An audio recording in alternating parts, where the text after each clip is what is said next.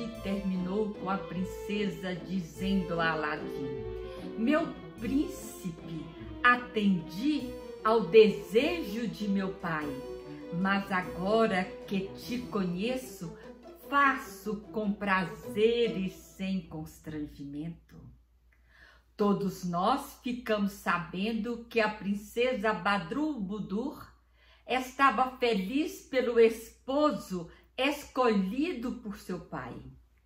Vamos agora ao casamento dos dois jovens e a outras surpresas. Ouçam. Aladim tomou-lhe a mão, beijando-a delicadamente. Em seguida, conduziu a princesa a uma grande e bem iluminada sala para o banquete nupcial. As iguarias foram servidas em travessas de ouro e as bebidas em taças de cristal.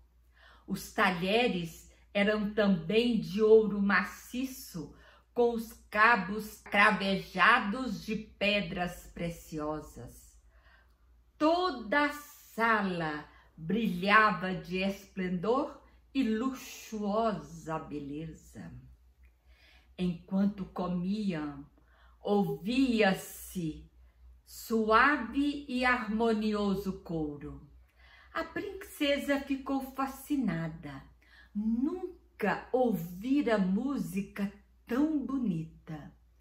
Mal sabia ela que as cantoras eram fadas convidadas pelo gênio para cantar na festa de suas núpcias. Depois do jantar, apareceu um conjunto de bailarinos apresentando danças populares do país. Alegraram os espectadores com agilidade de movimentos e graça nunca vista. Por fim, dançou Aladim com a princesa e dançaram tão bem que todos os presentes aplaudiram demoradamente. Com isso, terminou a festa nupcial e Aladim tomou a princesa pela mão, conduzindo-a aos aposentos. Os hóspedes deixaram o palácio. Na manhã seguinte, os camareiros trouxeram para Aladim nova e esplêndida roupagem, ajudando-o a se vestir. Em seguida, Aladim mandou encilhar seu cavalo puro sangue. Montado nele e acompanhado de grande comitiva, dirigiu-se ao palácio do sultão. Ao entrar na sala do trono, o sogro apressou-se em ir ao seu encontro, abraçando-o cordialmente. Depois, pediu que se sentasse ao seu lado. Juntos tomaram a refeição matinal. Senhor, disse Aladim, tenho um pedido a vos fazer. Dai-me a honra de almoçares no palácio da princesa, em companhia do grão-vizir e dos nobres da corte. O sultão aceitou o pedido com alegria.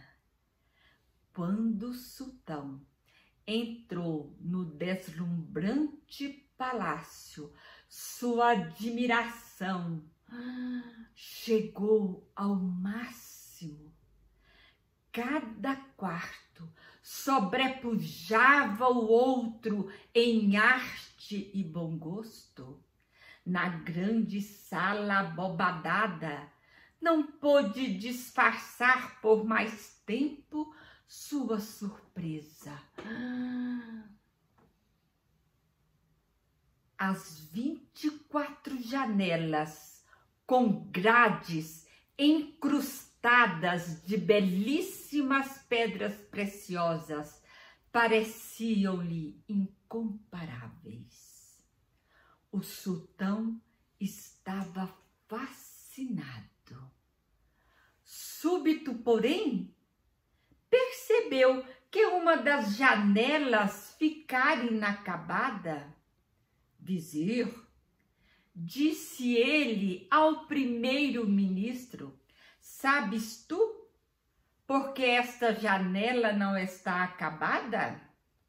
Senhor, respondeu o vizir, certamente o tempo foi muito escasso para Aladim, mas há de mandar terminá-la, pois tem pedras preciosas aos montes. Nesse ínterim, Aladim avisara a esposa da chegada do seu pai e justamente voltava para junto do sultão. Meu filho, disse o sultão, o castelo com seus esplendorosos aposentos é uma construção maravilhosa e a grande sala abobadada é a mais suntuosa que já vi em toda a minha vida. Dize-me, porém, uma coisa, por que esta janela gradeada ficou inacabada? Esqueceram-se dela? Foi negligência dos artífices? Ou faltou tempo suficiente para os arremates finais desta obra maravilhosa? Senhor, respondeu Aladim, nenhum desses motivos é verdadeiro. Essa janela não foi terminada de propósito. Somente a vós cabe o direito de dar o retoque final nesta sala e, portanto, no palácio. Peço-vos, atendei ao meu desejo. Agradeço-te o nobre propósito, disse o sultão, lisonjeado. Mandarei terminar essa janela. As ordens necessárias serão dadas imediatamente. Dizendo isto, mandou chamar os joalheiros e os ourives da corte. Enquanto conversavam, chegou a hora do almoço. Aladim conduziu o sultão até um salão. Havia ali 2 mesas postas. Numa delas, tomaram lugar o sultão, sua filha e Aladim. Na outra, o grão-vizir e demais hóspedes. Ambas resplendiam de ouro e pedras preciosas. Os talheres e enfeites de centro da mesa eram ricamente talhados em ouro, e aos presentes foram servidos pratos deliciosos e exóticos.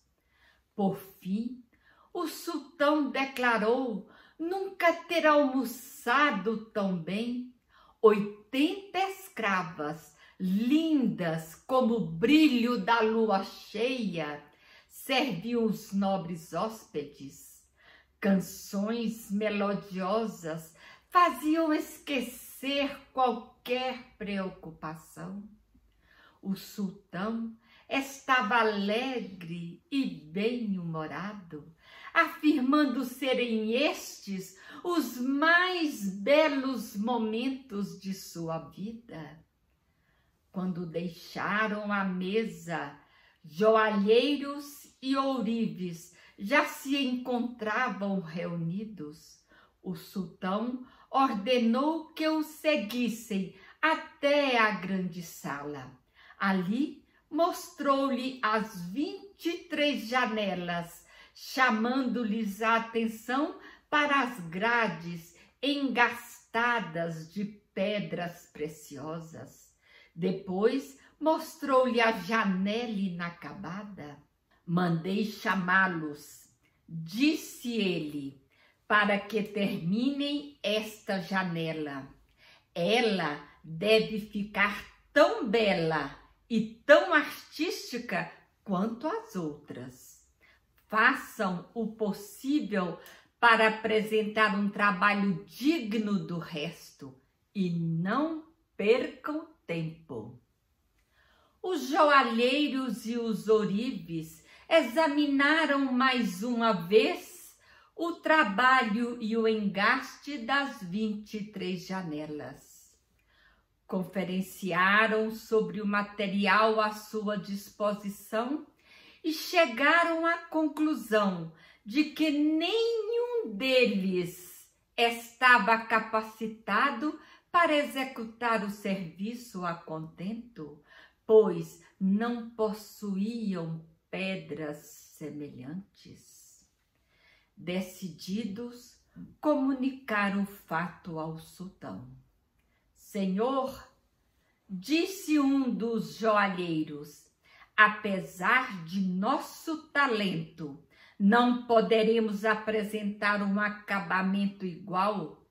Reunidos todos, não temos nem tantas, nem tão grandes pedras preciosas para realizar vosso desejo. Pois venham comigo ao meu palácio, disse o sultão. Escolham o que precisam entre as minhas joias. Os joalheiros foram ao Palácio Real, escolheram lá, entre as joias apresentadas, as maiores e mais belas. Cada um deles tomou várias das pedras preciosas que o próprio Aladim havia dado de presente ao sultão. Mesmo assim, no entanto, as pedras não foram suficientes. O sultão ordenou que levassem também as joias do grão-vizir e dos outros nobres do reino. Mas depois de um mês, a janela estava muito aquém das outras. Certo dia, Aladim foi novamente à sala abobadada. Queria inspecionar o trabalho dos joalheiros. Verificou que ainda faltava muito para que terminassem. Inutilmente, o sultão tentara exigir que a janela fosse como as demais. Vendo isso, Aladim ordenou a interrupção do trabalho e a desmontagem das gravações já feitas. Mandou devolverem as joias ao sultão e ao grão-vizir. Depois, fechado no seu quarto, esfregou a lâmpada e imediatamente o gênio surgiu. Pede o que queres, disse o servo da lâmpada, e obedecerei. Gênio, disse Aladim, termine a janela inacabada da grande sala. O gênio desapareceu. E passados alguns momentos, quando Aladim foi até a sala abobadada, encontrou a janela pronta, igualava-se às demais. Enquanto isso, os joalheiros procuraram o sultão, devolveram-lhe as joias e informaram-no de que, a pedido de Aladim, haviam destruído todo o seu trabalho. O sultão perguntou o motivo de qual ordem e, como não o sabiam, mandou encilhar seu cavalo. acompanhado apenas por alguns nobres, foi até o palácio de Aladim. Desmontando, subiu as escadas que levavam à sala abobadada, onde o jovem se encontrava. Meu filho, exclamou o sultão, venho eu mesmo perguntar. Por que ordenastes aos joalheiros que destruíssem seu trabalho? Aladim, porém, não lhe quis dizer o verdadeiro motivo, nem todas as pedras preciosas do reino seriam suficientes para terminar a janela. Senhor, respondeu Aladim, vistes esta sala inacabada. Olhai agora e dizei se lhe falta alguma coisa. O sultão aproximou-se da janela que tentava completar. Estava igual às outras.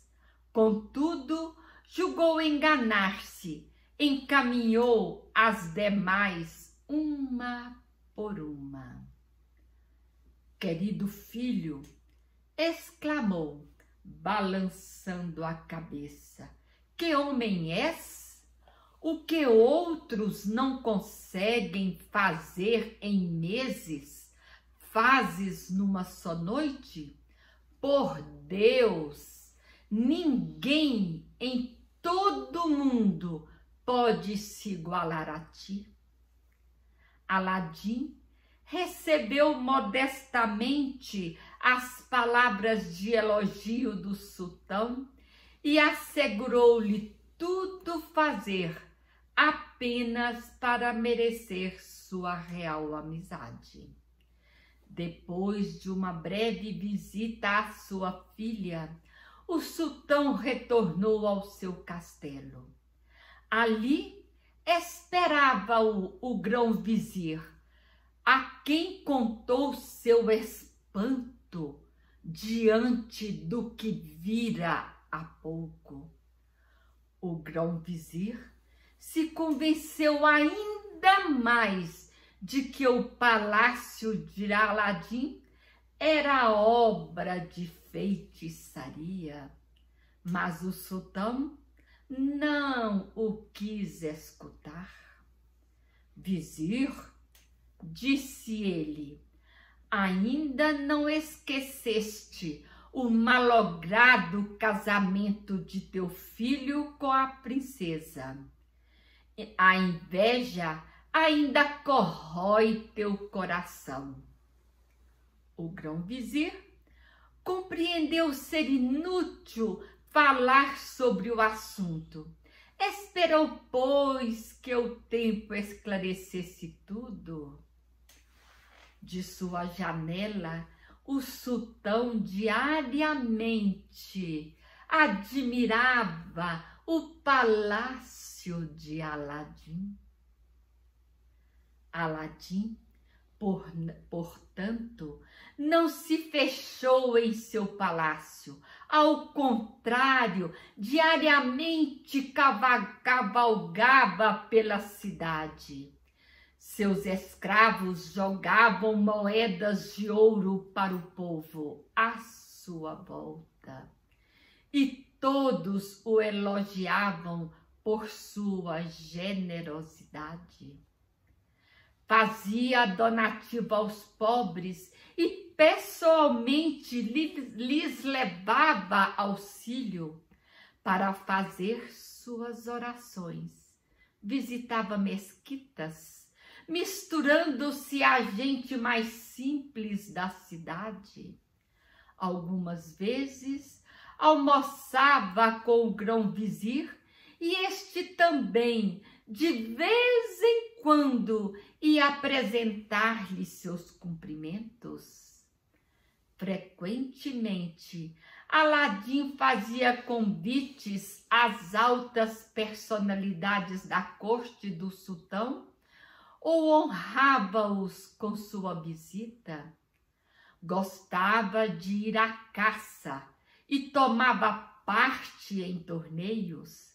Sua fama crescia no país. O coração de sua esposa batia apressado todas as vezes que de sua janela via-o partir para a cidade e agradecia a Deus por lhe ter dado tanta felicidade. Assim feliz e estimado, Aladim viveu por muitos anos, mas certo dia o feiticeiro africano lembrou-se novamente dele. Passara todo esse tempo insatisfeito e cheio de ódio, pois suas tentativas para conseguir a lâmpada maravilhosa tinham sido inúteis. Julgava que Aladim morrera há muito tempo na gruta. Mesmo assim, maldizia-o pelo auxílio que lhe negara. Qual teria sido seu fim ao certo? Apanhou seus instrumentos de feitiçaria e espalhou areia no chão. E então estas formou figuras pelas quais ficou ciente de que a lâmpada não estava mais na gruta. De Aladim não viu nada. Jogou novamente areia e desta vez descobriu que Aladim vivia e possuía o cobiçado objeto. Furioso, disse para si mesmo: sofri tanto para conseguir a lâmpada e tudo em vão. E esse tolo a consegue sem o menor esforço? Com certeza descobriu seu encanto e agora é um homem rico. Outra vez estudou a areia encantada, vendo então que Aladim, feliz e respeitado, desposara a linda filha de um sultão. Seu ódio foi tal que seu rosto ficou amarelado de inveja. Sem pensar, pôs-se a viajar logo na manhã seguinte. Cavalgou de terra em terra e de cidade em cidade. Suportou a fadiga e seu repouso era apenas o necessário para seu cavalo descansar. Assim, rapidamente chegou ao reino onde vivia Aladim. Só então alugou um quarto numa estalagem a fim de recuperar suas fadigas da viagem. No dia seguinte, o feiticeiro africano foi até a cidade. Queria ouvir o que diziam de Aladim. Entrou num restaurante que já conhecia desde sua última viagem. Lá reuniam-se vários homens comentando as novidades do dia. Enquanto sorviam uma bebida, o feiticeiro ouvia à direita e à esquerda e só falavam de Aladim. Mal esvaziou sua taça, aproximou-se de um homem e perguntou: Que maravilhoso palácio é esse de que falam? De onde és tu? Perguntou o homem.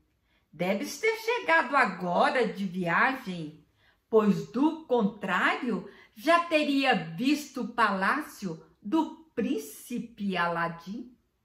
Realmente, desde que se casara com a princesa Badrulbudur, Aladim era um príncipe também. Seu palácio, continuou o homem, é a mais bela construção do mundo. Vai até lá e contempla tu mesmo essa maravilha.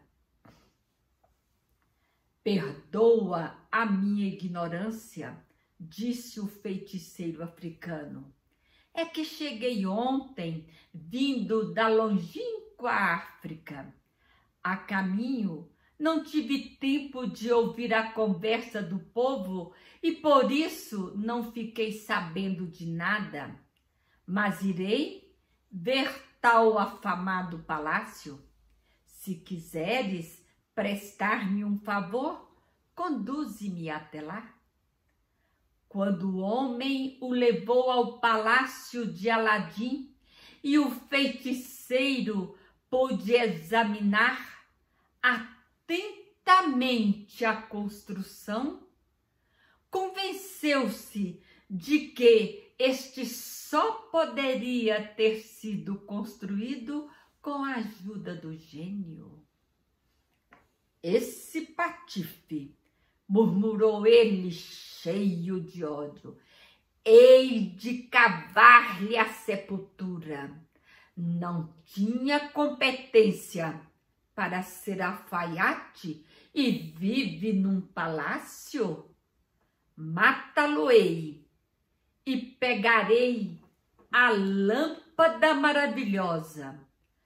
Quanto à sua mãe, continuará fiando lã.